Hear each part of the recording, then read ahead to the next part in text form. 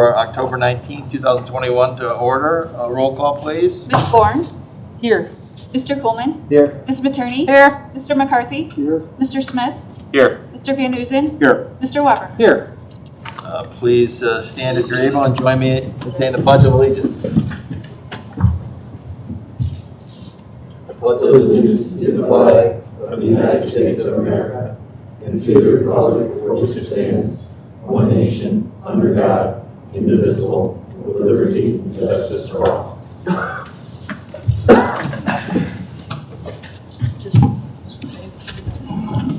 Minutes of the council meeting from October 5th. Thank you, Mayor. I believe everyone has received a copy of the meeting minutes.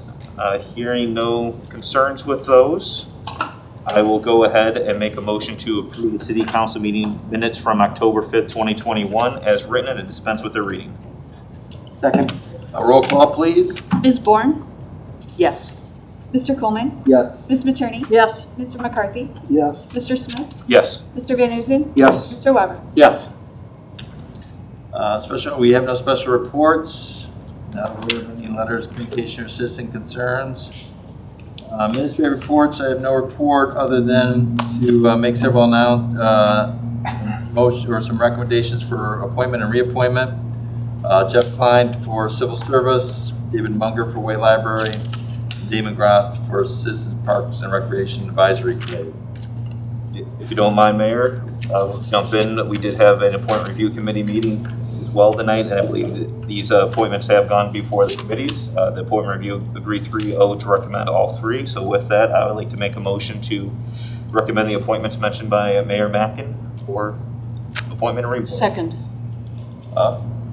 Discussion, roll call. Ms. Bourne? Yes. Mr. Coleman? Yes. Ms. Materney? Yes. Mr. McCarthy? Yes. Mr. Smith? Yes. Mr. Van Oozen? Yes. Mr. Weber? Yes. Thank you, and thank you for the people volunteering to serve. City Administrator?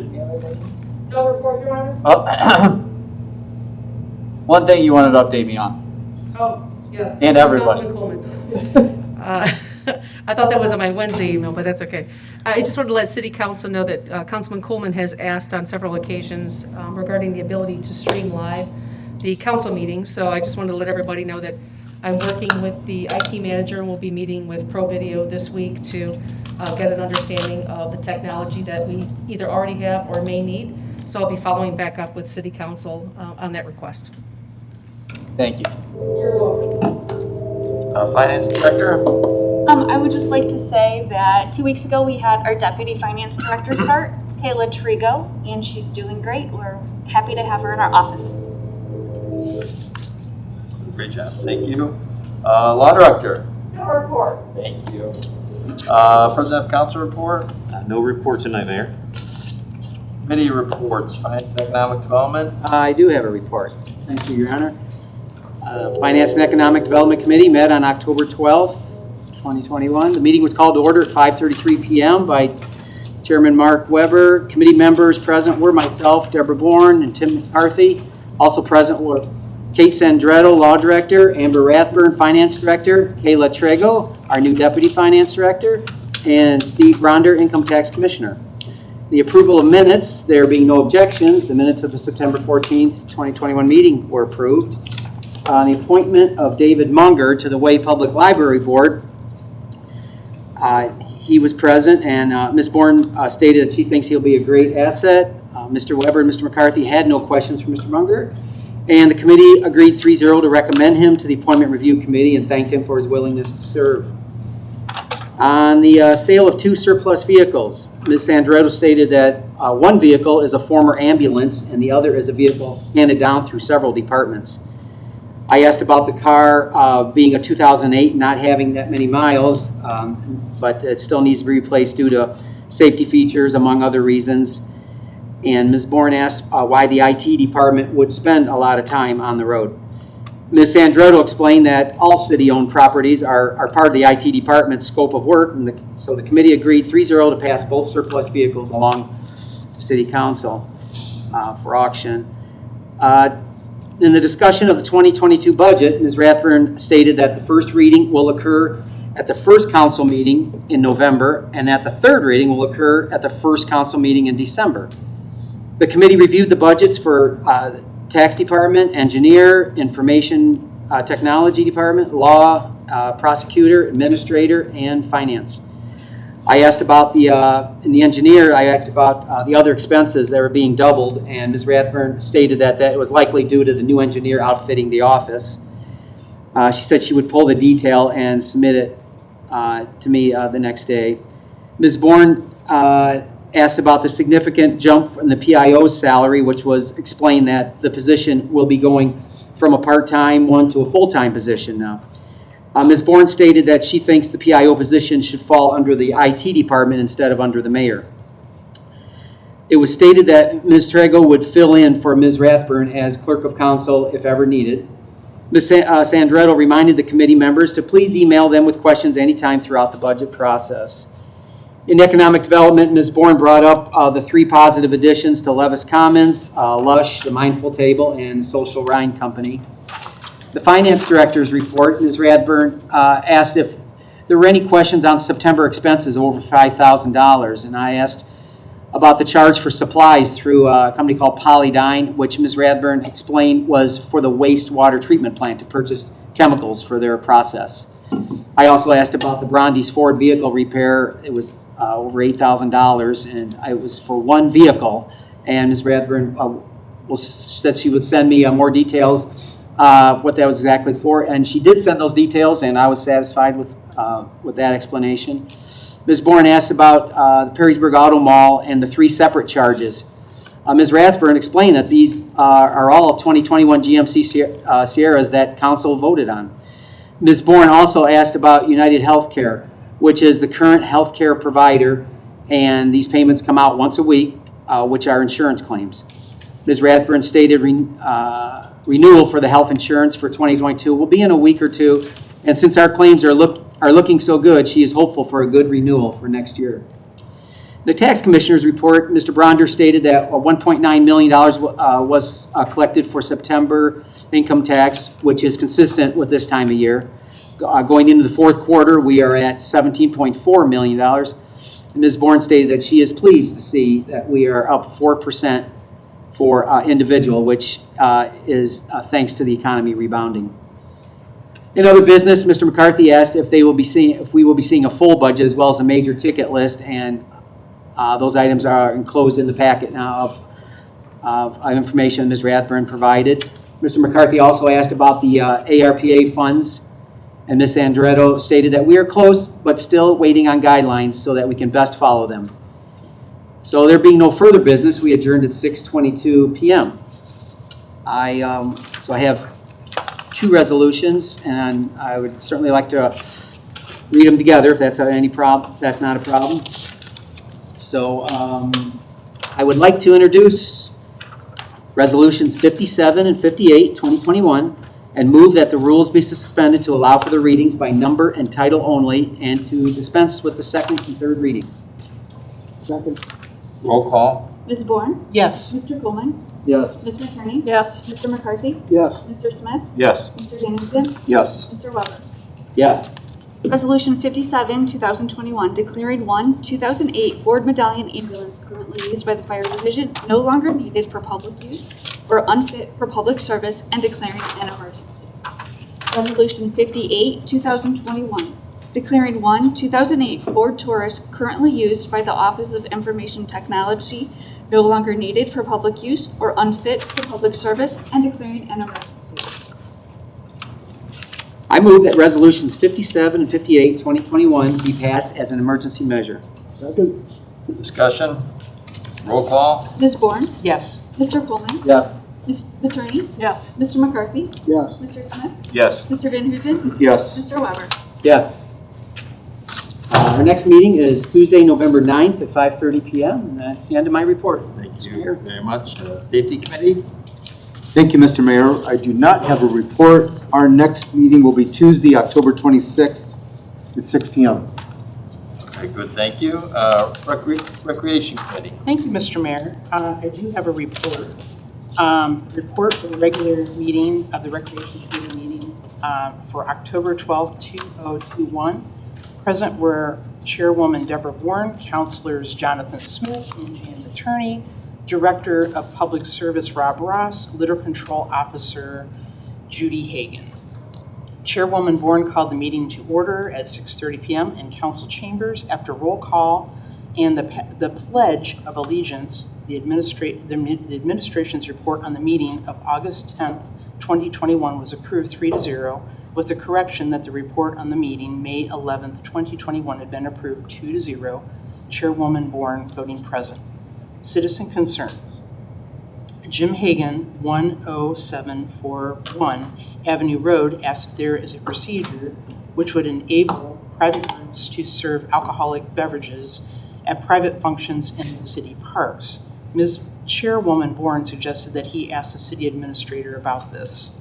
Mr. Hagan stated that he thought alcohol in the parks was prohibited and he wished that it would stay that way. But if such is not the case, he would like to know the parameters.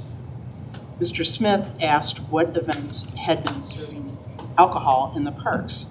Mr. Hagan mentioned the statue event in Woodland Park and another in Rotary Park. Chairwoman Bourne thanked Mr. Hagan for bringing this to the committee's attention and agreed to look into it. Ms. Materney commented that we need to find out what really happened. Chairwoman Bourne stated that she had attended the sculpture event and saw alcohol being served. Mr. Smith added that the administration had received complaints about someone shooting off a laser in the municipal park. Ms. Materney added there has been vandalism in the bathrooms there as well. Under old business, Mr. Smith stated that he is meeting with Mr. Fisher about the proposed hockey arena the day after this meeting.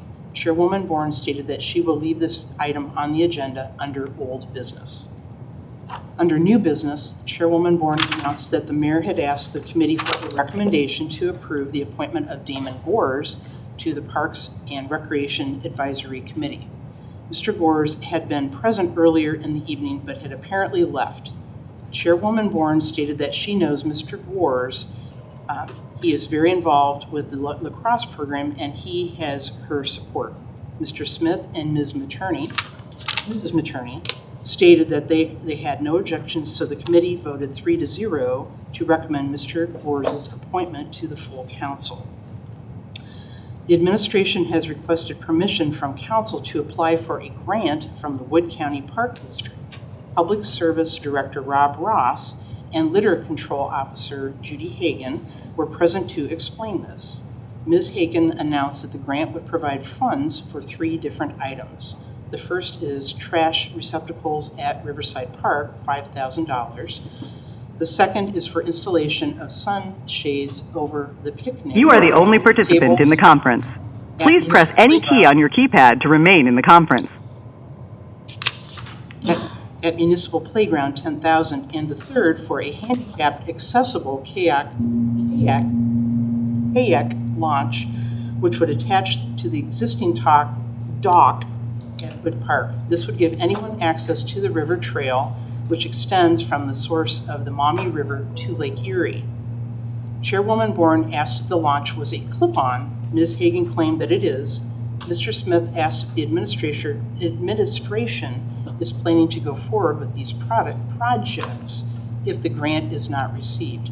Mr. Ross responded that these are not budget items. Mr. Smith stated that regardless of whether or not the grant is approved, he feels that the kayak launch is an excellent project which would bring additional customers to the downtown businesses.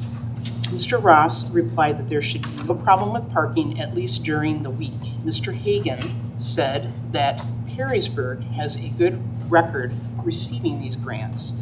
Usually no more than 2 or 3 grants are granted. A lot depends on what focus the Parks District is seeking at any given time.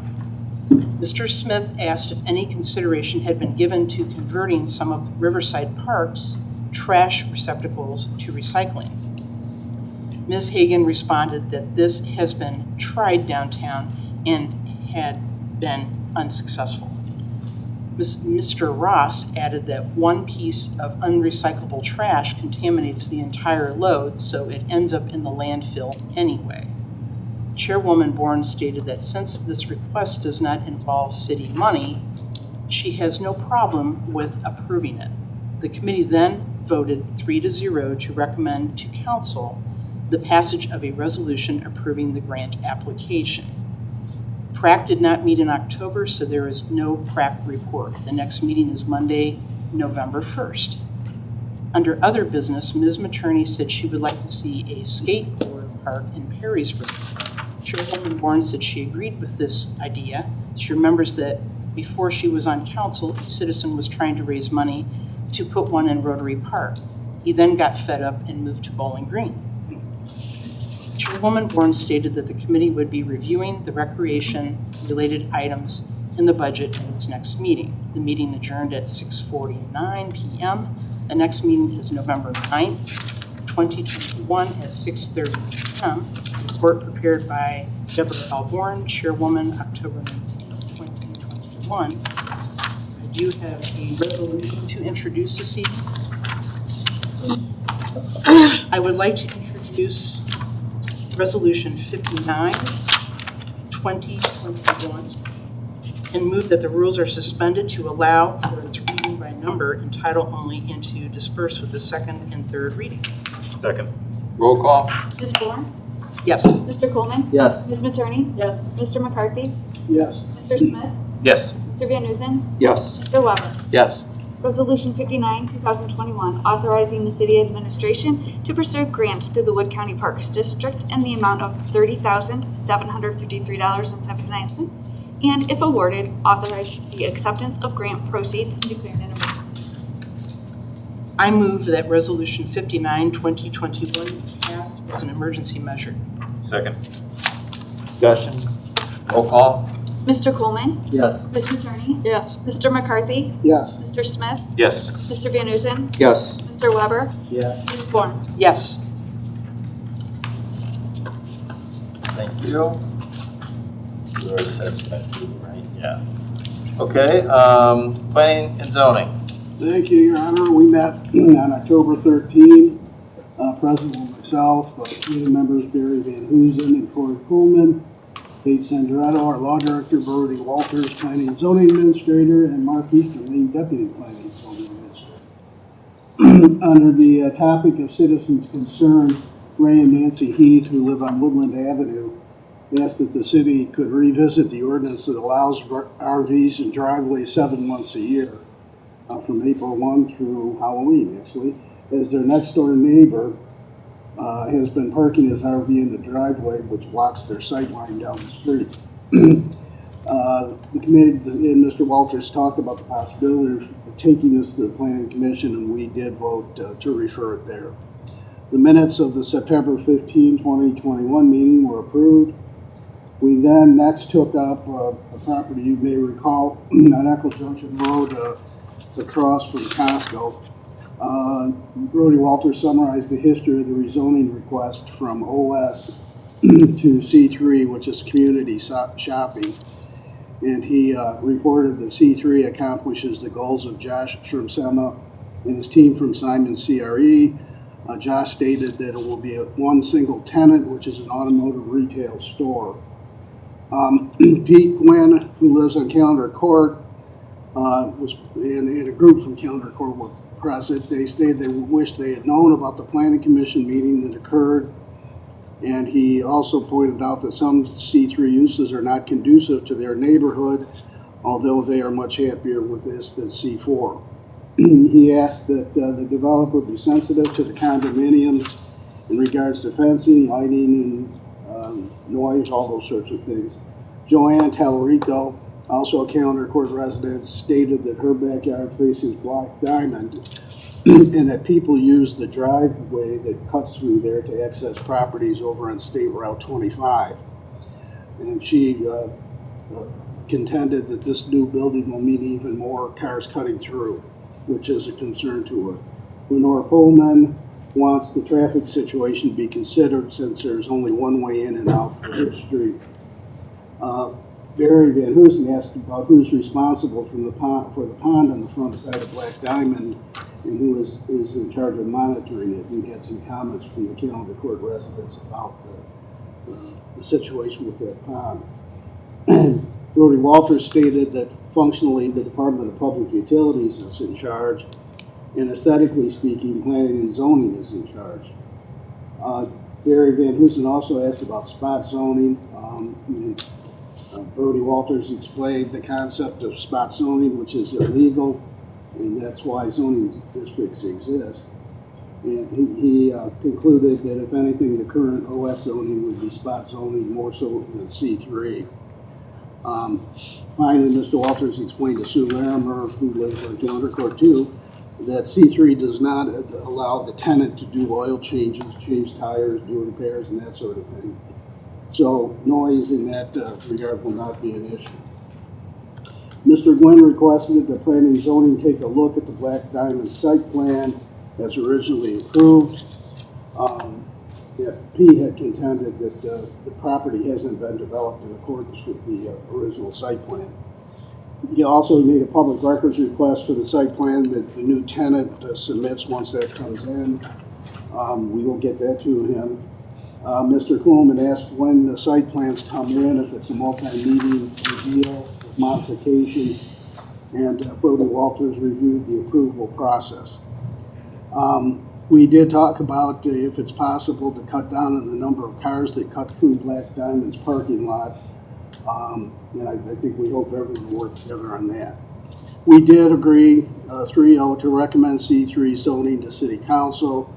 And finally, the Law Director, Kate, confirmed that we were comfortable going ahead with that tonight. And so then in a few minutes, I'll introduce ordinance 52-2021. The issue of arborvitaes is back once again. Ms. Andrade explained the code amendment to the provision of planning and zoning code that regulates hedges and screen plantings.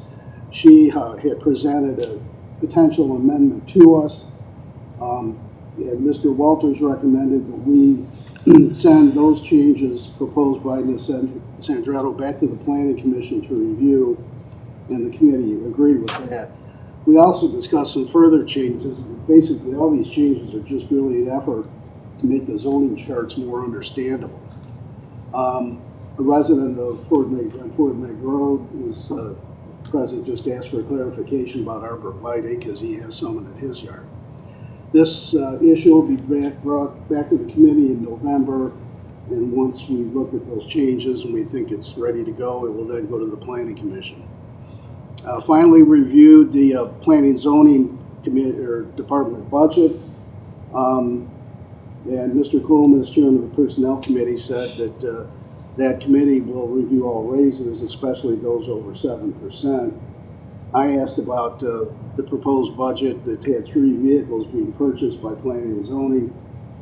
Brody said his proposal is to purchase one new vehicle in each of the next 3 years, but to budget for all 3 of them this coming year, since their vehicles are in bad shape.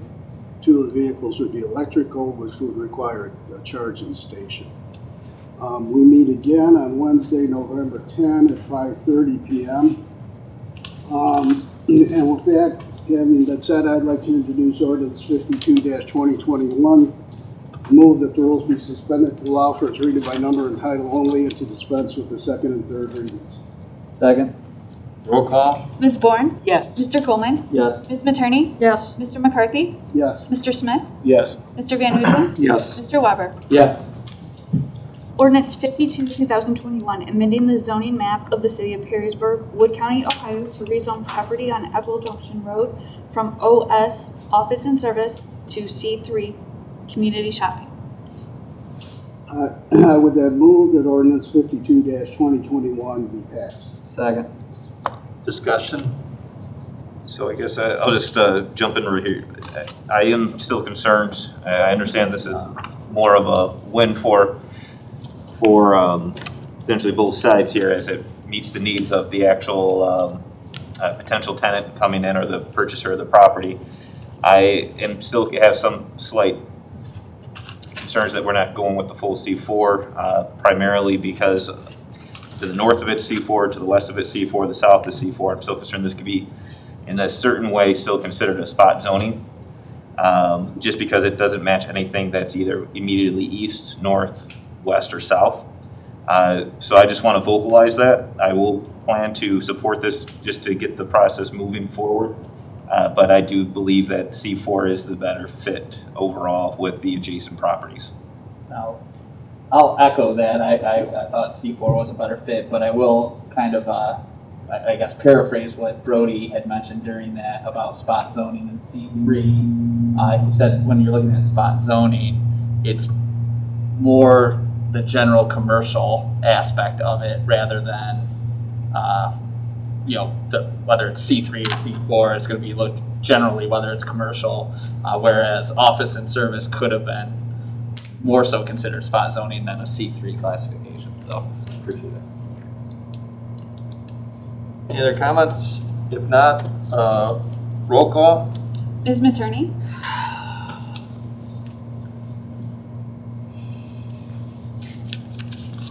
This is a hard one. Yes. Mr. McCarthy? Yes.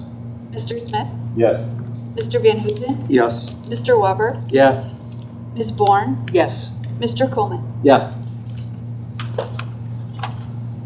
Nothing further. Thank you very much.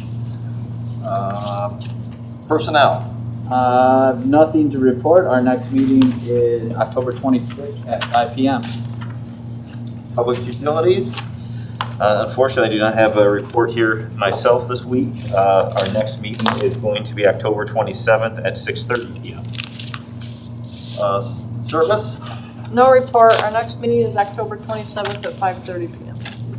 Any other business come before this council? Make a motion to adjourn. Second.